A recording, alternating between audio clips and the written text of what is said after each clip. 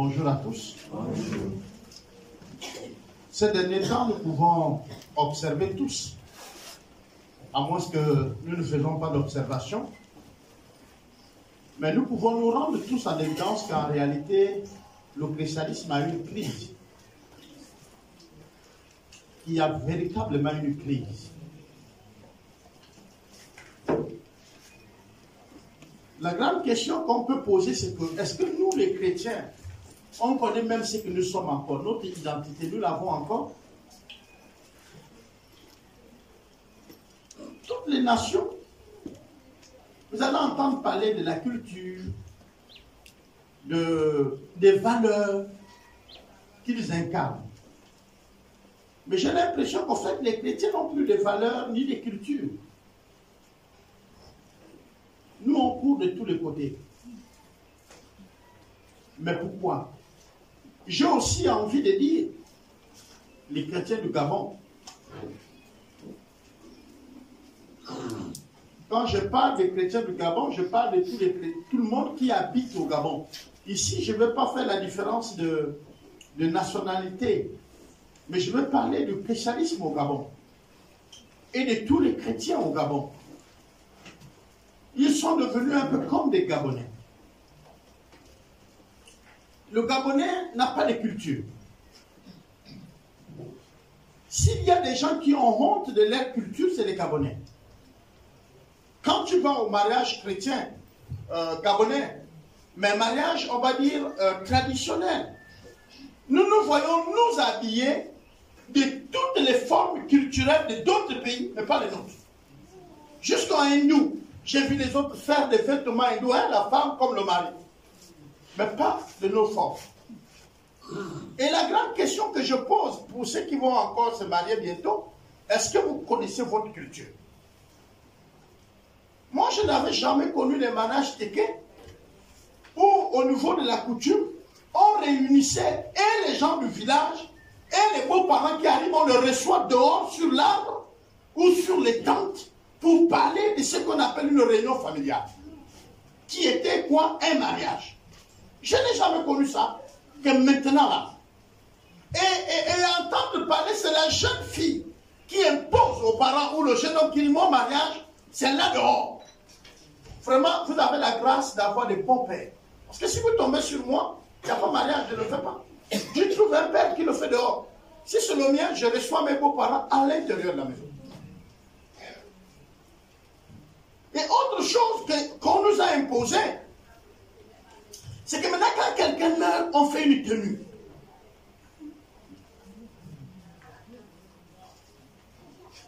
Non, je parle des Gabonais et ceux qui habitent le Gabon. Posez-vous la question aux autres groupes qui viennent de d'autres pays, qui ont ces cultures-là, comment ça se passe? Ils vont vous expliquer. Vous n'avez pas le même temps, vous n'avez pas la même méthode, mais vous voulez avoir la tenue. Je vais prendre le cas, par exemple, au niveau du Ghana. On peut garder le corps 2 à 3 mois. Tout le monde cotise. Comme au Nigeria. Comme, on va dire, un peu déjà au Togo. Comme un peu au Bénin. Mais je dis, les pays que je viens de citer en premier, eux, ils peuvent garder le corps 3 mois, 5, voire 6 mois. Tout le monde a donc la possibilité de cotiser, d'acheter leur tenue pour venir. Vous gardez le corps pour 3 jours, mais vous voulez faire la même chose. Vous rentrez dans une culture que vous ne cherchez pas à connaître. Eux, tous ceux qui sont à la diaspora, tous leurs enfants qui se sont déplacés, ont tout le temps de cotiser. Parce qu'on parle de 6 mois là. On parle de 3 mois. Mais toi, à peine le corps et la maison funèbre, non seulement vous choisissez un cercueil qui doit être chic, qui coûte cher, vous allez, disons, moi qui ai perdu, par exemple, mon frère ou ma mère, moi je cherche des gens qui vont m'aider à sortir le corps de ma mère pour l'enterrer. C'est ma préoccupation. Mes petits-fils, mes petites-filles, mes frères et sœurs jeunes, eux, ce n'est pas leur préoccupation. Leur première préoccupation, c'est d'aller se faire coudre une tenue. Ils ne viennent pas à mon aide pour qu'on sorte le corps, mais eux, ils sont déjà allés choisir un tissu.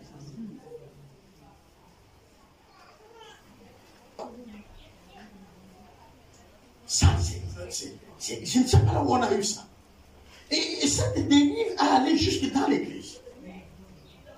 Nous avons aujourd'hui des groupes de chrétiens qui n'ont pas ce qu'on appelle la communion fraternelle. C'est-à-dire, ils sont sans église. Ils font leur culte là où le vent lui a poussé. C'est les feuilles. Ils n'ont pas une église. Et s'ils ont une église, ben ils viennent seulement le dimanche. C'est bien.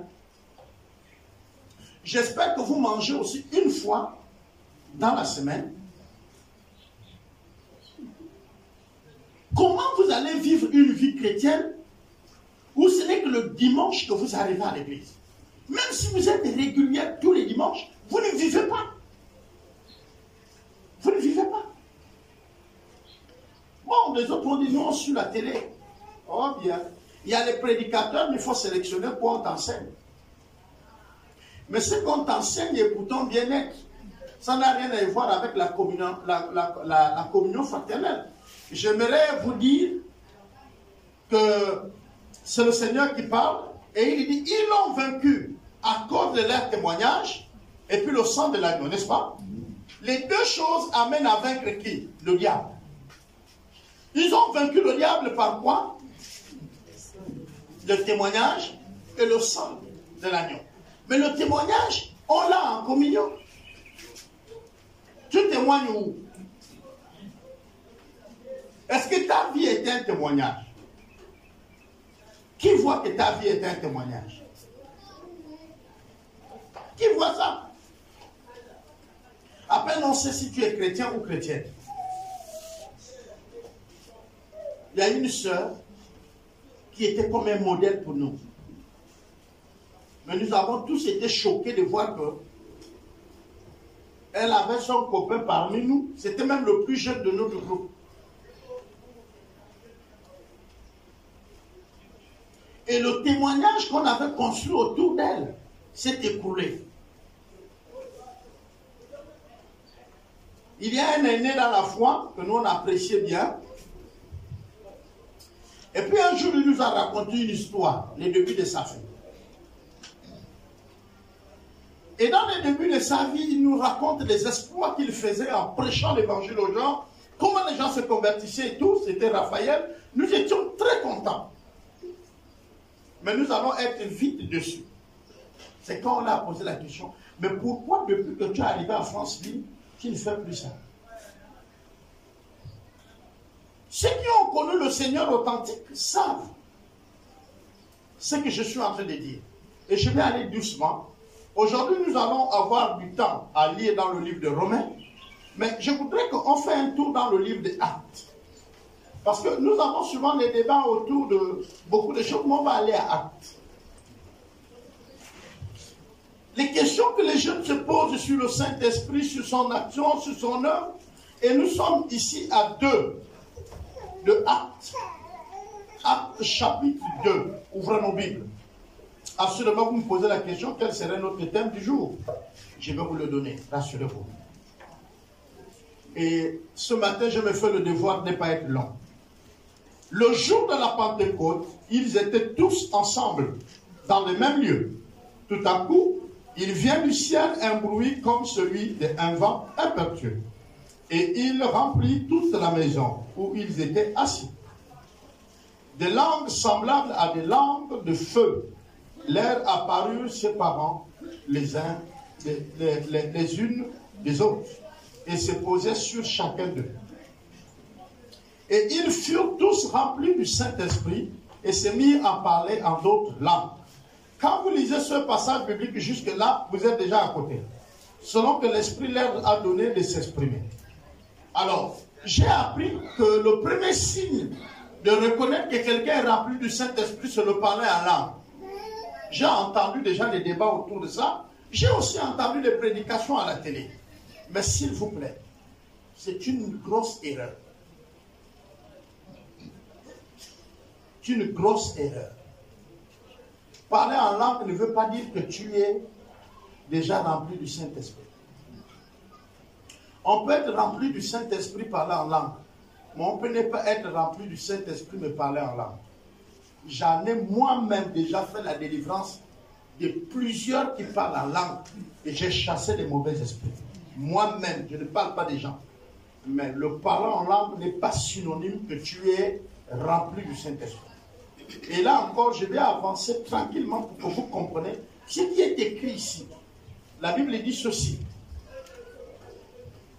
Or, il y avait en ce jour à Jérusalem des Juifs, hommes purs, de toutes les nations, qui se sont sous les cieux, qui sont sous le ciel. Alors, il veut dire quoi?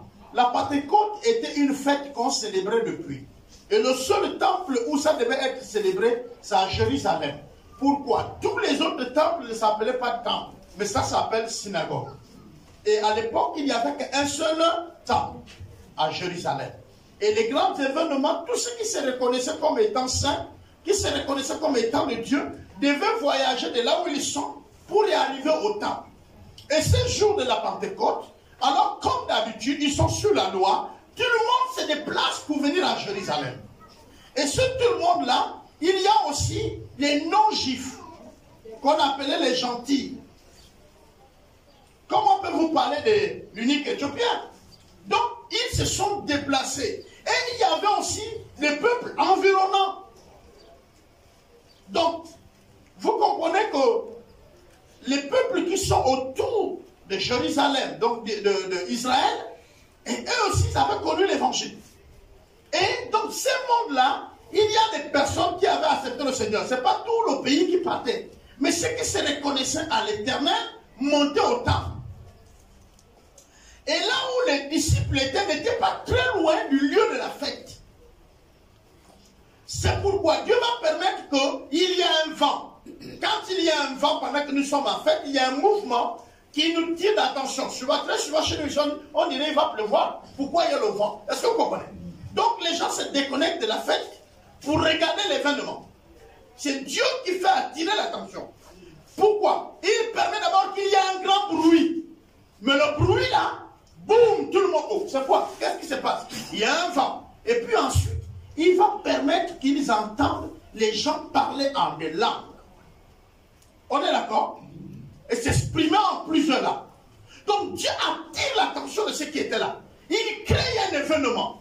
Dans un autre événement, il permet à ce qu'eux ils s'arrêtent pour se retourner, pour dire qu'est-ce qui se passe. Et là, en ce moment, ils vont entendre les hommes comme eux en train de parler. Et la Bible dit ceci. Et ils furent tous remplis du Saint-Esprit. Et ils se sont exprimés. Or, il y avait en ce jour à Jérusalem des Juifs, hommes pieux, de toutes les nations qui sont sur les cieux. Au bruit qui a eu lieu, la multitude accourut et elle fut confondue parce que chacun les entendait parler dans sa propre langue. Donc, les langues qu'on leur a données étaient les langues terrestres. C'était des langues où chacun pouvait écouter. Ce n'était pas des langues qu'on n'écoute pas. Et si on n'écoute pas, parce que Dieu a permis aussi que quelqu'un peut parler en certaines langues, qu'on n'écoute pas, mais je vous dis, il y a un interprète. Et il dit, s'il n'y a pas d'interprète, c'est que ça t'édifie toi-même, tu le fais en silence. C'est Corinthiens qui nous le dit. Mais le cas du jour du Saint-Esprit, quand le Saint-Esprit descend sur la terre pour la première fois, il ne qualifie pas des hommes à venir délivrer les gens des démons. Il ne les qualifie pas pour faire des prophéties. Mais il les qualifie pour parler de Dieu, des oracles de Dieu. Il les fait tous en ce même moment des personnes qui parlent de la parole de Dieu. Qui prêchent Dieu. Mais aujourd'hui, notre église s'est retournée vers les prophéties. Au fait, vous n'êtes pas allé loin. Vous avez gardé votre culture de consulter toujours les marabouts. Vous n'avez jamais changé. Vous êtes restés les mêmes. C'est pourquoi celui qui vous dit ce qu'autrui a fait contre toi, il est bon. Tu es prêt à débourser. Et vous savez, vous déboursez l'argent chez eux parce que vous avez gardé cette culture de payer votre marabout.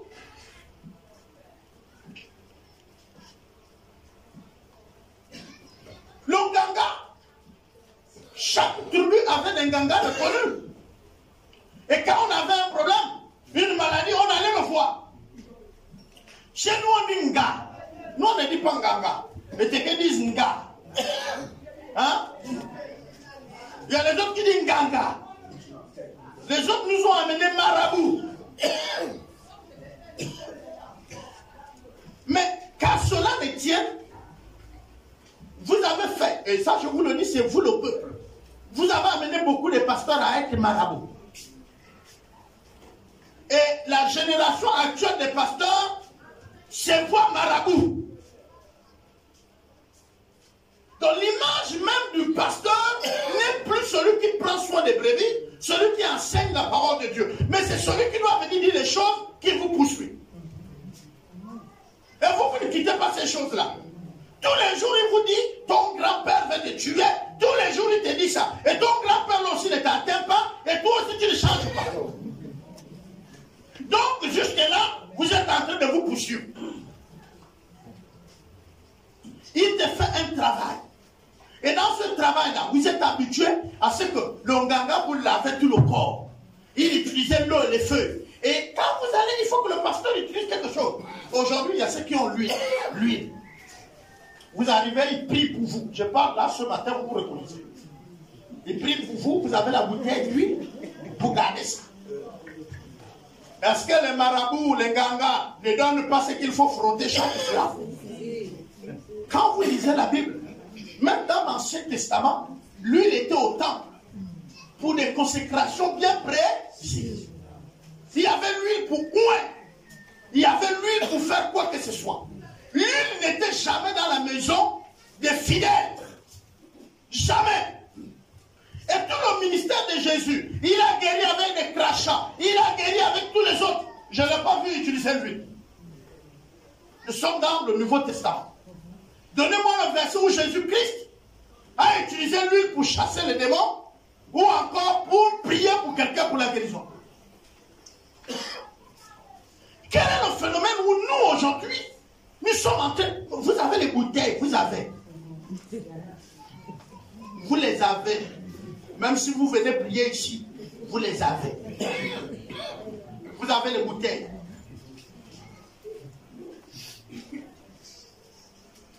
Nous on sait. Et il y en a ceux qui finissent le premier culte ici et puis ils courent chez le prophète. Nous on connaît ça. C'est pas que quelqu'un est venu vous critiquer chez moi. C'est faux. Mais votre bouteille là ne va pas vous amener au ciel. Ça t'éloigne de Dieu. Parce que ta bouteille est devenue Dieu. Bien aimé, Dieu est sans support. Il n'y a pas quelque chose de matériel qui te dit à Dieu. Il n'y a pas. Justement, vous comprenez même pourquoi le grand-père Abraham a eu des problèmes. Mais la foi c'est dangereux. La foi c'est dangereux. Qui vous a enseigné que la vie chrétienne était facile comme ça? Qui vous l'a enseigné? Vous ne savez pas qu'il y a eu des autres qu'on a tués? Vous ne savez pas qu'on a brûlé notre accord du Seigneur? Vous ne savez pas qu'il y a des autres qui ont fui leur pays à cause du Seigneur? Je vais vous raconter une chose. Je ne vous dis pas le pays, mais dans mes voyages, j'ai croisé un des grands gangas d'un pays qui s'est converti. Et les autres gangas ont dit, lui là, comme il était tellement puissant ganga, si on va la nuit, on ne peut plus le trouver. On va le tuer physiquement. Le gars a fui pour un autre pays. Je le dis parce que c'est un des directeurs des pays qui l'a recueilli, c'est-à-dire un de mes collègues l'a recueilli. Et quand nous sommes arrivés avec ma femme, hein, on l'a vu, il était dans ce pays-là. Et on pouvait discuter avec lui.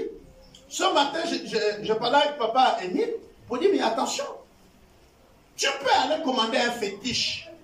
Tu n'arrives pas à honorer le fétiche, tu meurs. Mais le fétiche là reste présent dans votre famille. Et il va continuer à tuer les gens.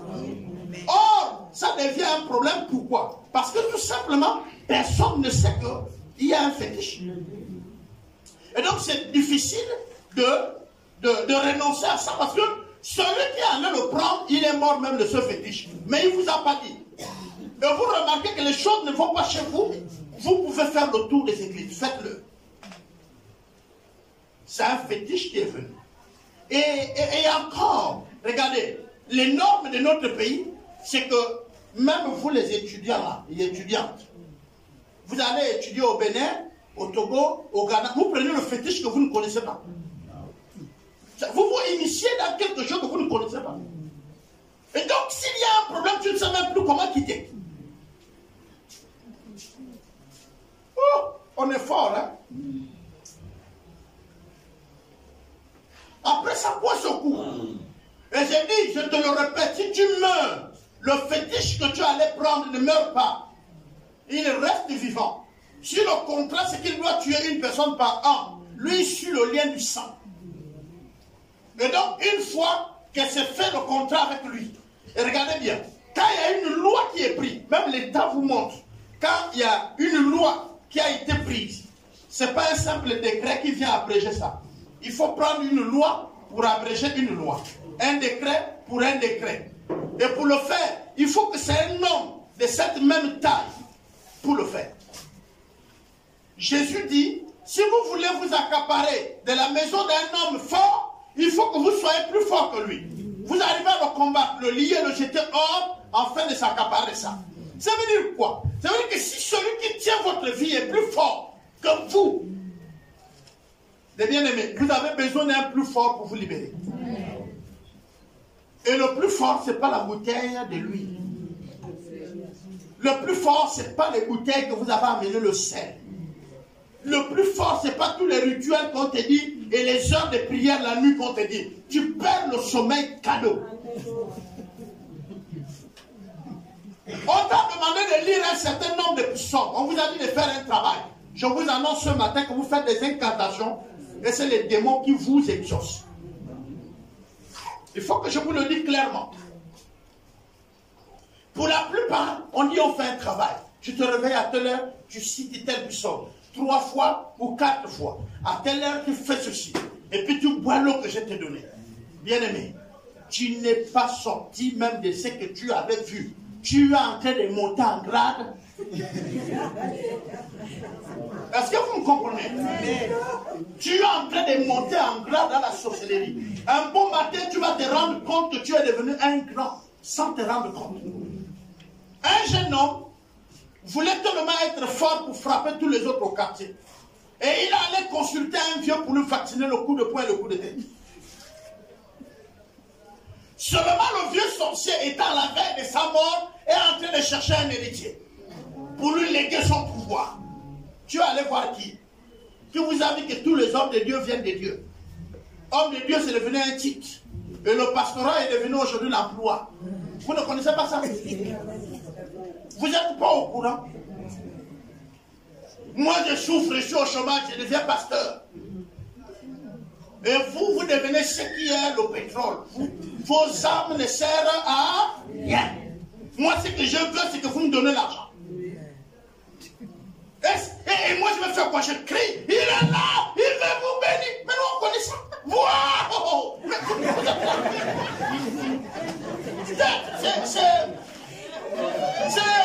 C'est les frissons. Et là, on va dire quoi? Il y a une corbeille ici. Celui qui reçoit cette parole qui me bénit. Vous dites que papa. Et les vies ne changent pas. Si la vie ne change pas, où est la parole de Dieu? La Bible dit qu'elle ne vient pas sans faire d'effet. Tu es là depuis, tu ne changes pas. Il n'y a pas d'effet. Fouille le lieu. Fouille le lieu. Oh papa, tu dis la vérité. Parce qu'il t'a dit que hier, tu étais à tel endroit. Attends, quelqu'un t'a pas vu? Est-ce qu'il y a quelque chose de spécial là? Les esprits. Tu ne sais même pas, ce n'est pas un seul esprit qui t'a vu. Plein de démons t'ont vu. Il y a une révélation. Vous savez ce qu'on appelle une prophétie? Elle te parle de l'avenir. De quelque chose de caché. Et j'ai l'habitude de vous dire, il y a la différence entre prophète et prophétie. Le don de prophétie, c'est celui qui prophétise. Le prophète est celui qui donne la parole de Dieu. Il a tendance de parler au leader, de revenir au Seigneur, de conduire bien le peuple. Aujourd'hui, celui qui fait la prophétie, on dit bien, il ne peut pas exercer la prophétie hors d'une église locale. Or, aujourd'hui, vous avez plein. Dès qu'il commence à dire, oh Seigneur, oh Dieu, il est là. Il sort Il trouve une vieille baraque. Il écrit ici, Dieu est présent. Église, Dieu est présent. Il s'appelle maintenant Papa Lumière ou détecteur. Dès que tu l'as comme ça, oh! Oui. Avant de venir ici, tu es passé par ce cadeau, non? Oh! Il n'y a que toi. Est-ce que tu es le seul qui est passé par ce cadeau? Si tu passes par ce cadeau, il y a un problème. Tu as même douté quand tu as dit viens chez moi. Mais écoute, vois-moi à la fin, on va faire un travail. Sors et fouille. Je parle ce matin sur le contrôle. Papa Polygui peut rectifier. Il est allé dans une église qu'on a invité, notre papa ici, Papa Polygui. Et puis, il y a un pasteur qui prie pour lui. Il dit reçois ton mariage, reçois tes enfants. Papa Polygui est marié depuis 4 ans. Il a plein d'enfants. Bon, Papa Polygui regarde, il dit mais regarde-moi lui là. Il s'échauffe là pourquoi? Et il n'a même pas regardé mes doigts pour voir là-bas. Voilà. Quelqu'un est puissamment marié, père d'une multitude. Tu viens lui dire que reçois maintenant tes enfants. Il t'a dit qu'il n'a pas des enfants. Sois marié. Cette année ne va pas finir. Hey. Tu es dans le futur ou dans le passé?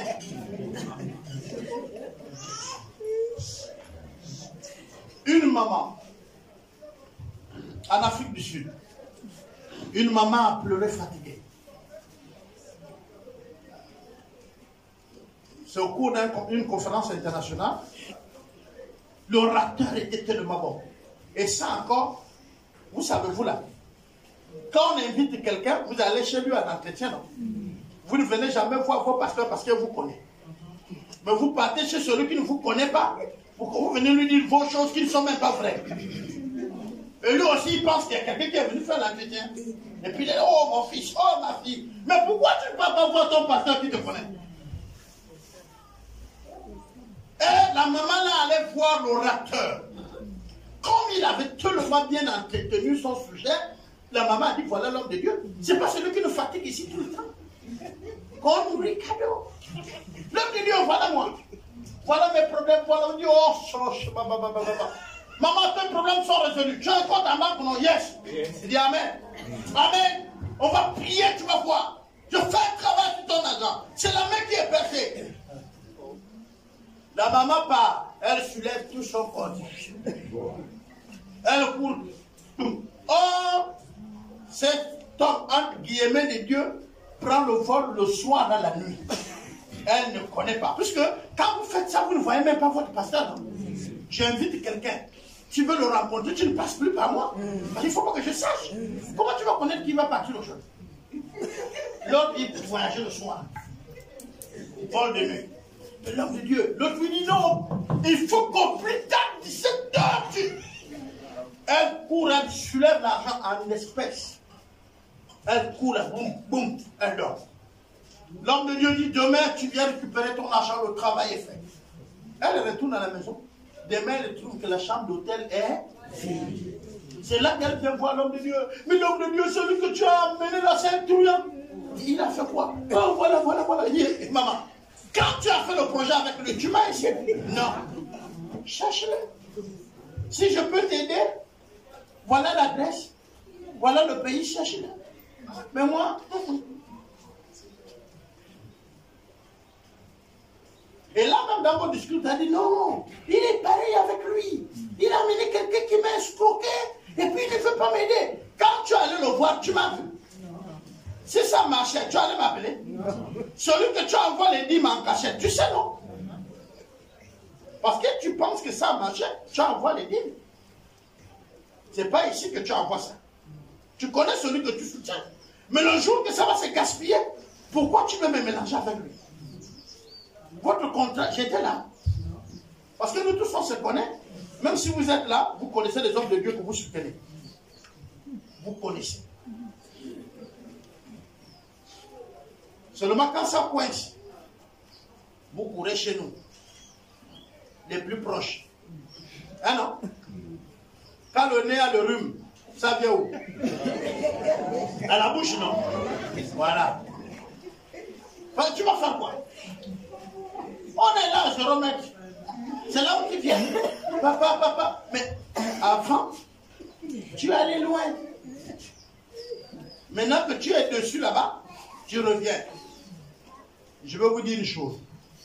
Dieu ne peut pas vous mettre quelqu'un devant votre fille et qui n'a pas quelque chose à te donner. Même si c'est pour un temps, essaye de regarder. Pourquoi ma fille a croisé X? Seigneur, tu fais quoi? Bon, là encore, c'est un autre exercice. Il faut que vous sachiez que c'est le Seigneur qui vous a mis. Il faut que vous sachiez ça. Savoir que c'est le Seigneur qui m'a envoyé quelqu'un, c'est un problème. Hein? Alors, le Saint-Esprit, quand il vient, il nous qualifie pour être les porteurs de l'évangile. Des personnes qui annoncent des bonnes nouvelles. Il ne nous qualifie pas à être ceux qui critiquent, ceux qui tuent. Non. Je vais lire la parole de Dieu dans le livre de Romains, parce que c'est mon dernier chapitre, le dernier passage plutôt. Nous sommes dans Romains 10. Romains 10, et nous allons commencer à lire à partir du verset 13. Écoutez bien.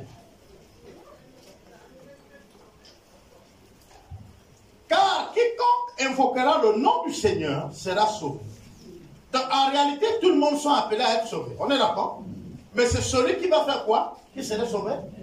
Invoquer le nom du Seigneur. Là encore, je vais poser la question, c'est quoi invoquer le nom? Pardonnez?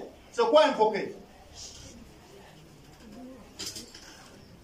Hein? Appeler, oui. Bon, oui, mais appeler. Dans le sens d'appeler. Invoquer, appeler. Confesser. Parce que, qu'on le veut ou pas, nous sommes devant une situation. Quel est le nom? J'ai entendu les autres, c'est papa Olangui, hein? Ou maman Olangui. Hein? Papa ou maman Olangui, en tout cas, les deux Olangui. Et les autres, vous avez qui? Papa Abraham. Hein? Papa Noé. Papa Noé. Bon, c'est pas Papa Émile, il y a aussi Papa Émile là. C'est pas notre Émile là.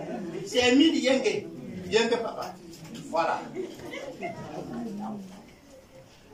Donc chacun va invoquer, voyez-vous, comment quelqu'un peut prendre la place de Dieu. Or, la Bible dit, Dieu ne partage pas sa gloire. Dieu ne partage pas sa gloire. Et il y a des gens qui ont pris la gloire de Dieu. Dieu ne partage pas sa gloire. Et dit, car quiconque invoquera le nom du Seigneur sera sauvé. Comment donc invoqueront-ils celui à qui ils n'ont pas cru? Et comment croiront-ils à celui dont ils n'ont pas entendu parler? Et comment entendront-ils parler s'il n'y a pas des personnes qui prêchent? Aujourd'hui, voilà une situation. Est-ce qu'il y a encore les prédicateurs de l'évangile? Est-ce que les gens prêchent encore l'évangile? Parce que pour que les gens parviennent au salut, il faut qu'ils invoquent le nom du Seigneur, n'est-ce pas? Mais comment ils vont invoquer le nom du Seigneur si on ne parle pas du Seigneur? Aujourd'hui, maintenant, on fait quoi? Le spectacle. On prophétise. Or, c'est pas ce qu'on nous a dit. Il faut enseigner les gens de manière à ce qu'ils connaissent qui est le Seigneur afin de l'invoquer. Parce que si tu ne connais pas le Seigneur, tu ne peux pas l'invoquer. Attendez. À un bon téqué comme moi, j'étais sans connaître Dieu. Quand je glisse, je glisse comme ça, je dis Talameda. Est-ce que vous comprenez? Je dis mon Père. Ok? Mais parmi nous, quand chacun dit mon Père, là, il y avait ceux qui savaient qu'est-ce qui était leur Père. Est-ce que vous comprenez?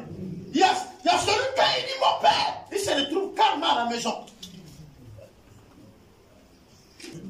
Quand toi tu dis Seigneur, tu fais allusion à quoi? Parce que je vais vous dire ce matin qu'il y a beaucoup de seigneurs. Mon Père, c'est un Seigneur. Même le pasteur, le mot révérend veut dire Seigneur. Est-ce que vous savez ça? Ils ont seulement changé. Comme ils ont tellement critiqué les prêtres, ils ont dit, si nous aussi on met Seigneur là, tout le monde va voir. Nous on met révérend. Mais révérend veut dire Seigneur. Et il y a beaucoup de seigneurs, comme son excellence, monsieur, chef, mon maître. Mais quand tu dis mon père, tu connais à quoi tu fais allusion. Maintenant quand tu dis Seigneur, c'est quel Seigneur tu appelles? Parce que le Seigneur Jésus ne va pas s'élever quand il n'est pas ton Seigneur. C'est pas parce que tu as trouvé la phrase. Non, mais attendez. Je vous ai dit que la nature a horreur de quoi? Débrousser derrière votre maison. Si vous ne plantez rien, ça va pousser. Et si ce qui pousse là, vous mangez ça, non? Vous êtes sûr? C'est-à-dire, vous débroussez votre derrière. Vous ne plantez rien. Est-ce que ça ne va pas pousser? Ça pousse, non? Est-ce que vous mangez ce qui pousse là? Donc, c'est pas parce que tu as dit Seigneur que le Seigneur Jésus vient. Il y aura un Seigneur qui viendra. Mais c'est quel Seigneur? Parce que s'il n'y a pas Jésus dans ta vie, forcément il y a quelqu'un d'autre dans ta vie. Je vous disais que Dieu nous a créés comme étant des êtres spirituels. Nous sommes des adorateurs. Il a créé avec un cœur d'adoration. L'adoration ici c'est quoi? C'est vendre les mérites. Dire ce que la personne est pour toi. Est-ce que vous comprenez? Oh, aujourd'hui là, je vais vous dire une chose. Vous savez, les pédagistes, c'est des vrais adorateurs. Même si c'est lui-même qui a payé les cahiers, il dit grâce à la volonté de mon chef. Il est dans un parti, comprenez la logique. Il se reconnaît dans le PDG. Le PDG a des actes à poser. Donc il dit grâce à la politique de mon chef. Et il chante l'éloge de son chef. Vous comprenez? Donc, ce qu'il faut comprendre, une des choses, c'est que, en réalité, quand vous ne savez pas qui vous honorez, il y a quelqu'un sur le siège de votre cœur. Il faut que je vous le dise, il y a forcément quelqu'un. Que la personne là vous fait connaître qu'il est là, qu'il ne vous fait pas connaître, vous êtes gêné par quelqu'un. Regardez bien, vous êtes face à une situation. Est-ce que vous n'entendez pas les langues dans votre tête? Vous n'entendez pas les voix? Il y a un débat, non? Il y a l'autre qui te dit, mais tu es un homme, mais montre-lui aussi. Hein, non? Et puis il y a l'autre qui te dit, oh, ça c'est rien, banalise, avance. On est d'accord? Et l'autre qui te dit, non, tu peux rien à ça, ça c'est des petites choses. On est d'accord? Bon, maintenant choisis la voix. Comment tu vas reconnaître que c'est X qui est dans mon cœur, c'est la voix que tu choisis? Parce que si X est le maître de ton cœur, tu sais comment il te parle. Tu connais comment il conjugue les verbes. Et devant telle situation, tu sais comment il allait faire. On est d'accord? Donc c'est facile de prendre une décision parce que je sais comment mon maître le fait. Déjà, moi si je l'appelle maître, c'est que moi j'accepte d'être esclave. Volontairement. Est-ce que vous comprenez? Alors les pygmées ont compris ça. Hein? Il dit, Bisiba Yigaba, ouais. On a un cantique là, qui chante. Il dit, nous sommes des esclaves. Et tu es notre maître. Quand tu parles à Jésus. Ils connaissent ça parce que nous les Bantous, nous les avons toujours traités comme si nous on était leurs maîtres. Vous me saisissez? Donc ils n'ont pas de problème à se soumettre au Seigneur. Or vous et moi, nous pensons que nous sommes les grands. Donc même se soumettre à Dieu est un problème. Se soumettre à Dieu, c'est un problème. Dieu a dit à un prophète, marche tout au long d'Israël nu, pour montrer que ce peuple est nu. Vous avez des prophètes aujourd'hui, non? Qui a marché nu pour montrer que le Gabon est nu? Hein? Qui marche dans les rues pour crier pour le salut des Gabonais? Tous ont des belles voitures. Quand ils arrivent même au culte, ils sont d'abord dans leur bureau. C'est le cantique pour Dieu. Mais c'est le cantique qu'on lui fait rentrer dans le temple.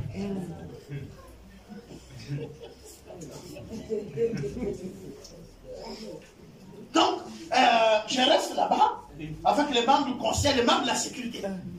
Et là maintenant, vous commencez à chauffer la salle. Et là vous allez chanter maintenant. Allez, belle. Et lui il sort. Tu es Dieu. Non, attendez, tu es Dieu. vous êtes plein. Et après vous dites, Seigneur Jésus, interviens pour ma cause. Le Seigneur Jésus dit, tu as ton Seigneur. Regardez, il y a une femme qui est venue voir Jésus. Avec son enfant malade, il dit, guéris mon fils, il est malade. Il dit, on ne donne pas aux chiens ce qui est pour les enfants. On ne donne pas aux chiens ce qui est pour les enfants. Est-ce que tu es enfant ou tu es chien?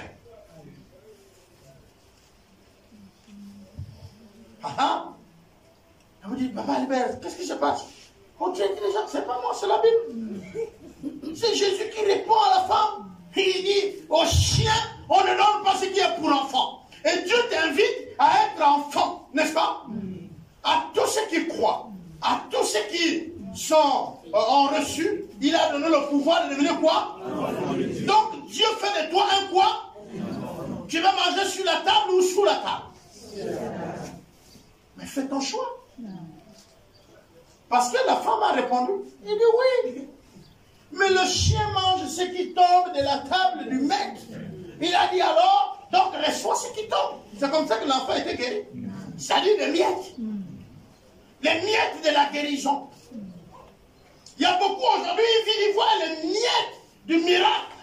Et ils pensent que c'est le miracle. Le miracle, on ne prend pas rendez-vous avec lui. Il te surprend, toi qui pries. Et il surprend celui qui vit le miracle. On ne prend pas le rendez-vous avec le miracle. Tu ne peux pas connaître que là où je m'en vais sur le champ, là, il y aura un miracle. Allez-y dans le champ, prêchez l'évangile. Vous allez voir quelqu'un que... C'est-à-dire quelqu'un qui n'est pas appelé à se convertir. Que tu penses qu'il ne peut pas bien te recevoir dans ta maison. Il te reçoit. Il te donne l'eau. Toi, tu ne vois pas. C'est un miracle. Amen. Celui que tout le quartier a dit le méchant là. Mais tu arrives, il te reçoit. Et il dit, voici les miracles accompagneront. Ça, les miracles, ce n'est pas arrêté dans une paroisse. Les miracles sont avec ceux qui bougent, qui annoncent l'évangile. Pour qu'il y ait les gens qui croient. Nous sommes arrivés un jour dans une famille. Toujours dans mes balades là. Le matin, 7 h, on m'appelle. Albert, avec ma femme, nous on dort. Ça, c'est quel pasteur qui dort jusqu'à 7 h, 8 h, non? Parce qu'on vous a dit que le pasteur, dès que c'est 5 h, il doit crier comme un chariot. Pour être bon. Moi, je dors à l'heure là. Moi, à l'heure là, je dors. Tu vas passer chez moi à 8 h, tu me dis, papa, demain à 8 h, je vais me réveiller pour t'attendre. Mais si ce n'est pas ça, à 8 h, tu viens, c'est fermé, tu cognes, je me réveille, je te reçois. Je dors. Et ce jour-là, ma femme et moi, on dormait. Et je crois qu'il n'avait plus. On nous réveille, réveillez-vous, réveillez-vous. On se réveille. On dit, non, mais votre soeur est morte. Voilà, nous sommes à la lopée. Je ne vais pas donner le nom de la soeur, ni de la famille. Mais comme nous sommes suivis sur YouTube, sa famille va se reconnaître. Et là, ma femme et moi, on vient. Quand on vient là, c'est les pleurs. La grand-mère de la jeune fille, c'était, vous savez, quand les gens meurent là, les vieilles là sont souvent autour, non? Si vous connaissez même, il faut chasser certains. J'ai dit, hein, si vous connaissez même, chassez certains. Parce que d'autres sont même à l'origine de la mort de la personne qui est là. La grand-mère au pied, elle tient les pieds de mort. Nous sommes rentrés avec ma femme et puis j'ai constaté que la soeur est bien décidée. Je dis, oh, elle est morte. Je suis allé m'asseoir dehors. Quand elle est morte, on fait quoi? On s'assoit, non? Et puis je m'assois et puis on commence à parler. Est-ce que l'église peut avoir des planches là? Est-ce qu'on est un menuisier? Vous comprenez qu'on est en train de faire quoi? Les calculs pour... Voilà. Pendant qu'on réfléchit comme ça, nous avons un papa au nom de Commando. Il venait de se convertir avec nous, son vrai nom c'est Okaba. On l'appelle Commando. Il vient, il dit, papa Albert. Je dis oui. Il dit, qu'est-ce qu'on a à peine si on prie? Elle est décédée. C'est moi le pasteur, non? Il dit, frère Okaba, assieds-toi. Tu vas chercher des problèmes là-haut, tu vas les faire. Toi, tu quittes là-bas, tous les élèves de chez toi, tu dis, on va aller prier pour un mort. Toi, t'as quel problème? Nous, on ne fait pas les messes là qui blesse. Il dit, mais papa, tu nous as dit que... Et nous-mêmes, on lit. Dieu fait les miracles. On va aller. Et on avait un autre zélé, Papa Gilles Boukata. Il dit, tout le monde qui sont là, moi je suis même encore ancien, il est déjà parti là-bas. C'est qui sont, tout le monde là, sautez, sautez, sautez. Le pasteur va venir prier. Lui, il est venu me consulter. Oh, lui, il a parlé avec mon câble, alors que les anciens qui sont là ont déjà parlé. Et lui, il est rentré. Donc, il a demandé à tout le monde, parce qu'on va déjà m'appeler. Alors, tout le monde sort. Ma femme et moi, on rentre. Notre surprise. C'est-à-dire, on prie. Monsieur réserve. Là, il faut qu'il dise, réveille-toi. Si elle ne se réveille pas, on voit tout de suite que tu n'es pas un bon pasteur. Là, tu dis, Seigneur, selon ta volonté. Si tu veux, tu fais, si tu ne veux pas. Ne fais pas. Tu enlèves ta responsabilité. Là. C'est pourquoi je vous dis, quand les gens s'engagent pour un miracle que Dieu va faire, je doute. Parce que c'est Dieu, il est libre de le faire ou pas. Amen. Dieu est tout confiant. Mon frère, ta source est douteuse. Je m'excuse. Hein. Tu me donnes un rendez-vous. Tout le monde, ce soir, au collège. Même, vous savez, il y a des jours comme ça. Même Dieu, il dit aux démons qui font des petits miracles là. Il dit, vous n'allez pas là-bas. Et Dieu te laisse là. Comme toi, tu penses que tu es grand. Dieu te laisse là. Ce jour-là, tu chasses. Personne ne se lève. Et là, je prie, je dis, Seigneur, tu connais celle qui est décédée, tu la connais. Est-ce que vous comprenez? Et il chante de tout virer, je vire partout, sauf venir dire qu'elle se réveille. Ah, donc, plus d'avoir le mal de loin. Nous sommes dans un village, il ne faut pas blaguer. Hein? Seulement, on va arriver dans une dimension où on prie, on ne gère plus. Reçois. Je ne donne pas le nom. Hein. Paf, la soeur se réveille. Elle se met assise. Elle nous regarde. Oh, papa, pasteur, tu es là. Je comprends la salle, alléluia, le pardon sur mon Dieu. La soeur se réveille. Oh, je dois aller me laver. Elle demande de l'eau. Je dis à ma femme, on quitte ici. Mais ça, c'est une vérité. Vous savez que les gens ne vont pas aller voir le monde. Les gens vont courir vers le pasteur, pensant que tu es devenu puissant. Est-ce que vous comprenez? J'ai enlevé mon corps sur le parquet chez moi, me laver. On a même fermé la maison, ma femme et moi. Attention, si la gloire est à Dieu, laissez ça à Dieu.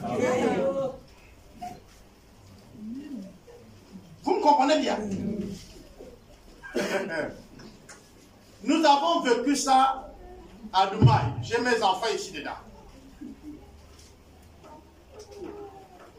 Là, les frères m'ont dit, frère, on prie. J'ai dit, hey, voilà mon excuse, on revient de Siam, je suis tout fatigué, donc prier, on va se retrouver demain. Je suis parti. Les papas Ben sont rentrés. Ils ont invoqué l'Éternel, boum, la soeur est réveillée, mais elle ne bouge pas le corps. On l'amène à l'hôpital. Voilà moi le matin qui m'a payé le pain. Et là, je paye mon pain, je passe. Je vois un frère qui dit, oh, papa, tu es là, tu passes. Il dit oui. Il dit, papa, la soeur, on a prié à se réveiller, les lames, mais elle ne bouge pas les mains et les pieds. Donc, c'est à toi de finir, papa. Voilà un truc que tu as fouillé. Voilà un truc que tu as fouillé. Mais c'est parti des femmes. Donc, je prends mon sachet de pain, je rentre dans la salle où il y a la personne. Le médecin, c'est Malandi. Hein? Malanda. Le médecin encore vivant et il peut me témoigner. Je dis, lui et sa femme aujourd'hui est pris à l'église de l'Alliance chrétienne. Il peut me témoigner. Le malade est là. Je rentre dans la salle. Il dit aux parents, il dit, bon, ceux qui ne doutent au miracle, là, faut vider là, on prie. Et puis, les frères sont rentrés. L'oncle de la fille est rentré. On a commencé à prier. Seigneur, hey, la fille nous dit, papa pasteur, je vois 4 personnes en blanc. Tout vêtu de blanc, ils descendent du ciel. Je dis, oh, mais comment les malades peuvent voir les anges?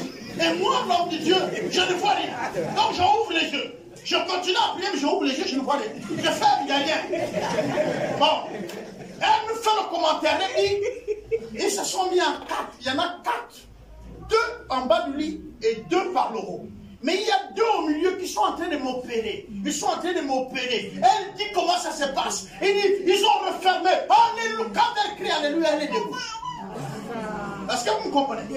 Mais pourtant, je n'ai pas vu jusqu'aujourd'hui, même l'ange là. Je n'ai pas aperçu même du dos en train de partir. Mais elle, sur le lit, elle a vécu ça. Moi, j'ai vécu le miracle parce qu'elle s'est levée. Mais elle a vécu la présence des anges. Et pourtant, ça ne l'a pas empêché de refuser la foi quelques jours après. Le miracle ne vous scelle pas à Dieu. La guérison ne vous scelle pas à Dieu. La prophétie ne vous scelle pas à Dieu. C'est la parole de Dieu qui vous scelle à Dieu. C'est elle qui vous permet de croître. Et donc, restons sur le principe de prêcher l'évangile. Comme nous avons lu dans le livre de Romains 10, 13 à 15. Et également comme nous avons lu dans le livre des Actes, à son chapitre 1, et les 5 premiers versets. Et ici, si on continue, il va dire, et comment y aura-t-il des prédicateurs s'ils ne sont pas envoyés, selon qu'il est écrit qu'ils sont beaux, les pieds de ceux qui annoncent la paix, de ceux qui annoncent la bonne nouvelle. La bonne nouvelle. La bonne nouvelle, ce n'est pas la condamnation. La bonne nouvelle, ce n'est pas de les dire aux gens, vous allez partir en enfer. Ça, ce n'est pas une bonne nouvelle. Ça, c'est une menace. Et c'est une mauvaise nouvelle. La bonne nouvelle, c'est de dire aux personnes, Christ est mort pour toi. Il ne veut plus. Aujourd'hui, il m'envoie te dire qu'il ne veut pas retenir ton péché. Si tu le reçois, il te pardonne de tout. Même si tu as fait quoi, il te pardonne. Voilà la bonne nouvelle. Qu'ils ont besoin d'entendre. Mais parfois, nous sommes chassés parce que quand nous venons, nous disons, papa, là, toi, tu es un pécheur. Et si tu meurs maintenant, tu vas en enfer. Le papa dit, ah, donc c'est moi qui vais en enfer. Et toi? Ça devient un débat. Si tu es envoyé par Dieu, dis-lui, papa, c'est Dieu qui m'envoie aujourd'hui vers toi. Est-ce que tu connais Jésus? S'il te dit oui, je connais Jésus. Tu dis Jésus de Nazareth, tu le connais. Il te dit oui. Tu dis, papa, alors que la paix du Seigneur soit dans cette maison. C'est ce que la Bible dit. S'il se trouve un homme de paix, que votre paix se repose sur lui. Mais s'il dit, non papa, je ne comprends même pas ce que tu dis. Tu dis non, lui il m'a envoyé te dire qu'à partir d'aujourd'hui, il veut t'avoir comme fils. Lui, Dieu, il veut t'avoir comme enfant. Et il a pris la décision de dire tout ton passé, il veut l'oublier, il veut l'effacer. Mes frères et sœurs, qui d'entre nous n'est pas content qu'on oublie tout son passé? Non, nous tous nous sommes là, regardons un peu notre passé. Il est beau. On voudrait effacer, non? Donc, le papa aussi serait content. Les papas dans nos quartiers, vous savez, quand on vieillit, on devient sorcier. Vous savez ça en Afrique? Hein? Quand on vieillit, on est sorcier. Vous n'êtes pas sorcier là parce que vous êtes encore jeune. Sinon, vous êtes des sorciers en devenir. À votre âge, où il serait. Il voit une vieille maman au quartier, elle passe et dit, moi, regarde la sorcière là. J'ai tout déjà mal dormi la nuit, tu te réveilles. Elle, à cause de la faim, elle lutte pour aller au champ. Elle passe par chez toi là. Donc le rêve de l'amour. La pauvre, elle cherche là où elle va manger. Au lieu que tu l'appelles manger, tu commences à dire. Mais Dieu parle, hein? Mais même le prophète m'avait déjà dit ça. Maman, reçois. Là, c'est le feu. Le feu, reçois. La pauvre maman. Oh, il dit, nous n'avons pas à lutter contre la chair et l'eau. Votre adversaire n'est pas votre oncle. C'est pas votre tante qu'on vous dit. C'est pas votre voisin. L'adversaire, vous le connaissez. Beaucoup d'entre nous ont fait des pactes avec le diable sans se rendre compte.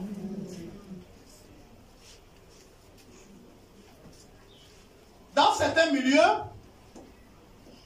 on te demande de signer même un document que tu ne connais pas. Dans d'autres milieux, on t'invite à un repas le soir. Et tu t'assois, tu manges, et on t'a invité, non? Hein, on t'a invité, non? Voilà, si c'est le pasteur qui vous invite, vous refusez, non? Voilà, quand on vous invite, non, mais celui qui m'a invité, c'est pas n'importe qui. Oui, c'est pas n'importe qui, c'est un sorcier. Et vous allez manger le corps humain. Vous êtes assis en train de manger. Il dit non, mais ça, c'est le gibier, non? Non, c'est bon, oui. Voilà le gibier que tu as eu. Hein, non? Mais quand c'est les frères et les sœurs en Christ, on n'y va pas. Nous ne sommes pas pressés de présenter l'évangile assez. Regardez, vous savez, la place du chrétien aujourd'hui, c'est que nous sommes des personnes qui critiquent. Et ce qui est merveilleux, c'est que vous critiquez celui qui n'est pas à critiquer, le païen.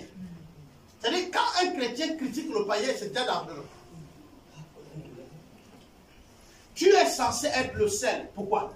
Tu es censé être la lumière. Pour qui? Mais si tu n'éclaires pas, mais tu viens critiquer. Et ils sont perdus. On les appelle les perdus.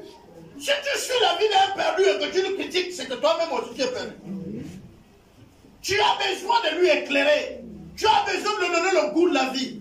Mais est-ce que nous-mêmes, nous avons le goût de la vie? Est-ce que nous savourons la vie? C'est quoi manger la vie? Je suivi un documentaire camerounais où la dame là avait fait l'aubergine. Elle avait mis un peu de la pâte d'arachide à l'intérieur. Elle appelait ça le caviar du planteur. Alors, quand vous entendez caviar là, c'est les œufs de poisson seulement vous les faites. Mais vous n'avez pas vu l'aubergine. Vous avez mangé l'aubergine à 12h30, sorti de cours. Sans inviter, toi-même seul sur ta table. Vous avez mangé ça. Mon père en plantait beaucoup, pour ceux qui connaissent mon papa.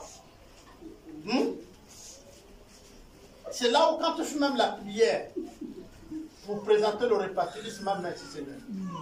Il n'y a plus les mots. Tu dis seulement merci Seigneur. L'aubergine a pris un peu d'huile d'arachide. Il n'y a rien d'autre dedans. S'il y a quelque chose qui l'a un peu secoué, c'est la sardine. Vous avez déjà mangé ça? Bien-aimés, revenez à la norme avec le Seigneur. Quand le Seigneur Jésus-Christ parcourait la terre pour prêcher l'évangile, le miracle était attaché à la parole. Ce n'était pas quelque chose qui a amené qu'on vient. Non. Il prêchait et il y avait le miracle. Je parle, j'ai mes aînés de la foi ici. Il y a Papa Poliki qui est là. Nous nous rappelons que dans les années 90, on allait dans des annexes comme Mungoni, ce n'était pas encore des églises, c'était des annexes, comme Bongoville. Et parfois, nous, on était surpris que tu prêches. Et tu vois la manifestation des esprits. Tu prêches l'évangile. Papa peut vous dire, ils ont été convoqués par l'indiovistes. Mais la seule chose qui faisait peur aux indiovistes, c'était la guitare sèche. C'est ça, mon papa. Parce qu'ils disent, vous pouvez rentrer, mais vous n'amenez pas votre guitare là-bas. Parce que c'est ça qui fait les dégâts. Pourquoi? Parce qu'eux, ils jouaient la guitare et ils chantaient. Et il y avait la présence de Dieu. Vous comprenez? Et les vieux disent, quand ils jouent leur affaire là, oh, il y a les dégâts. Donc, si vous voulez les amener aujourd'hui là, il faut éloigner la guitare. Vous voyez ce que Dieu fait? L'évangile s'est étendu dans le Haut-Togo avec les jeunes, à l'époque, les jeunes de JPC qui ouvraient la plupart des endroits. Quand ils allaient les vacances. Mais eux, ils prêchaient. Ils avaient des colloques de jeunes. Il y avait des conversions. Il n'y avait pas les miracles qu'on appelait les gens au stade. Il n'y avait pas des prophéties qui sont devenues maintenant moyens courants. C'est-à-dire chaque dimanche ou chaque réunion, il faut qu'on prophétise. Attends, après que je t'ai dit qu'avant que tu viennes ici, tu étais dans ta chambre. Et tu dormais. Attends, tu n'as pas dormi dans ta chambre. Vous pensez que si je fabrique ma prophétie là, ça va être réel. Si vous voulez, je fais l'effet et puis je prophétise. Mais c'est fabriqué. Parfois, certains ne veulent pas répondre parce qu'ils ne veulent pas seulement que ça devient un conflit. À cause de l'homme de Dieu qui est là, il regarde et puis. Je vous disais que papa Odegué est là. Dieu ne dort pas, il fait ses choses comme ça. Quelqu'un priait pour lui, pour que lui se marie et il a les enfants. Il est là. Hein, papa? Voilà les prophéties. Il vient prophétiser pour quelqu'un, il ne regarde pas la main. Voilà. C'est des trucs où je ne comprends pas. Moi-même là, les gens ont déjà prophétisé. Oh, tu serais un grand homme de Dieu. Je dis, fous-moi le corps. Tu vas me dire quoi? Tu es un homme de Dieu. Je suis déjà homme de Dieu depuis. Il me dit, tu sais, je dis, grand homme de Dieu et petit homme de Dieu, c'est comment? Il faut m'expliquer ça. Il n'y a pas grand homme de Dieu et petit homme de Dieu. On vous a peut-être menti. Il y a homme de Dieu. Il y a homme de Dieu.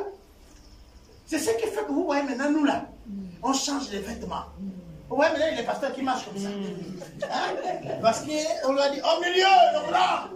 Hein? Il y a d'autres maintenant que... J'ai perdu plein de mes collègues. Amis. Quelqu'un que moi-même j'ai pris mon bic. J'ai recommandé sa consécration révérende. Il me voit en route maintenant. Ça va toi? Ah, mon frère, tu es arrivé quoi? Lui, il est maintenant grand homme de Dieu. Et je suis souvent cette publication sur Facebook. Tu restes avec les grands, tu deviens grand. Et là, une fois, je lui ai envoyé que oui, mon frère, qui est déjà grand. Mais un grand est né toujours par un petit. Et il me dit, tu veux dire quoi? J'ai dit non. Vous regardez nos mamans, parfois quand tu regardes ta maman, tu la dépasses la taille, la grosseur et tout, n'est-ce pas non? Mais tu es plus grand qu'elle. L'expérience, elle peut te regarder pas te dire tu as un problème. Ça que tu parles, on est d'accord? Mais plus tard, tu la dépasses le corps. Les amis, il ne faut pas courir avec la vie. Ne changez pas votre façon d'être. Dieu ne vient pas nous bousculer de manière que nous entendons. Non. Dieu, il vient nous faire. Alléluia. Il nous taille à son image et il fait de nous, je dis bien encore, les porteurs de l'évangile. S'il y a le thème, c'est soyons les porteurs de l'évangile. Nous devons apporter l'évangile du Seigneur. C'est l'évangile simplement. Prêchez la parole. Ne cherchez pas autre chose. Si la parole doit créer un miracle, elle crée. Alléluia. Parce que la parole, c'est Dieu. Prêche Dieu. Parle de lui. Sois son adorateur. Dis que moi, c'est lui qui m'envoie. Il m'envoie te dire que tu peux être guéri. Pourquoi peu? Parce que c'est lui qui décide. Et que tu mérites la guérison parce qu'il est écrit qu'il guérit les malades. Seigneur, maintenant, permet qu'il reçoive la guérison comme il est écrit qu'il mérite la guérison. Tu vas voir la guérison. Parce que même là, tu es hors. Tu laisses le malade avec Dieu. Les autres maintenant disent ça comme ça aux oreilles. Reçois.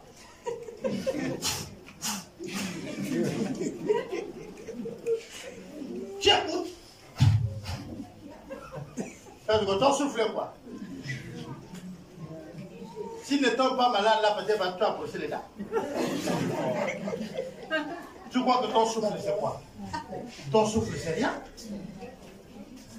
Mais demande à lui-même de souffler un peu dans les oreilles de celui-là que tu souffles. Dès qu'il souffle ici, tu es mort. Parce que tout ça, ça va devenir un trou. Ici, c'est ce qu'il fait. Alléluia. Laissons Dieu nous gérer.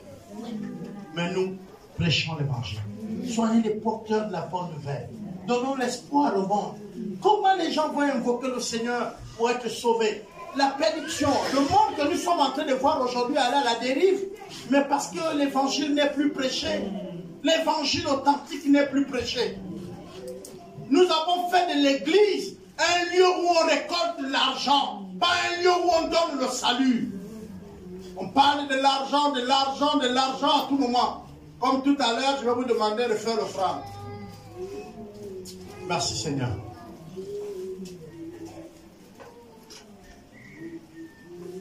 Nous voulons demander au Seigneur de nous faire des porteurs de l'évangile.